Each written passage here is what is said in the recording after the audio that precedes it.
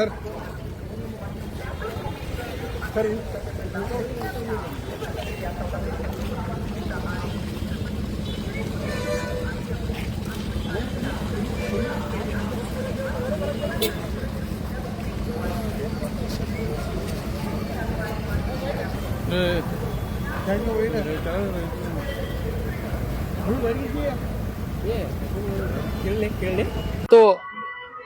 ಹುಬ್ಬಳ್ಳಿಯಲ್ಲಿಯ bus ಸ್ಟ್ಯಾಂಡಿನಲ್ಲಿ Bangladeshi ಕೆಲ ನುಸುಳುಕೋರರು ಬಂದ ಬಗ್ಗೆ ಬಜರಂಗ ಮತ್ತು ಶ್ರೀರಾಮ ಸೇನೆಯ ಕಾರ್ಯಕರ್ತರಿಗೆ ಮಾಹಿತಿ ಸಿಕ್ಕ ಪ್ರಕಾರ ಹುಬ್ಬಳ್ಳಿಯಲ್ಲಿಯ ಪೊಲೀಸರಿಗೆ ತಿಳುವಳಿಕೆ ಹೇಳಿ ಅಲ್ಲಿ ಪೊಲೀಸರು ಮತ್ತು ಕಾರ್ಯಕರ್ತರು ಕೂಡಿ ಒಂದು ಕಾರ್ಯಾಚರಣೆ ನಡೆಸಿ ಕೆಲ ನುಸುಳುಕೋರರನ್ನು ಬಂಧಿಸಿದ್ದಾರೆ.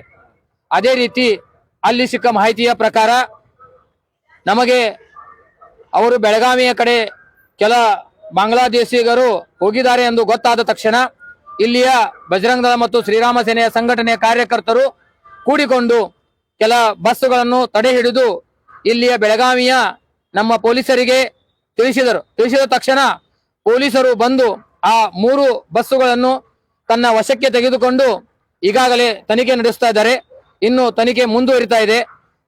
ಮುಂದೆ ಅದರಲ್ಲಿ ಎಷ್ಟು ಜನ ಇದ್ದರು ಅನ್ನೋದು ಅಥವಾ ಇದ್ರು ಇಲ್ಲೋ ಅನ್ನೋದು ಇನ್ನೂ ಇನ್ಫಾರ್ಮೇಶನ್ ಬರಬೇಕಾಗಿದೆ.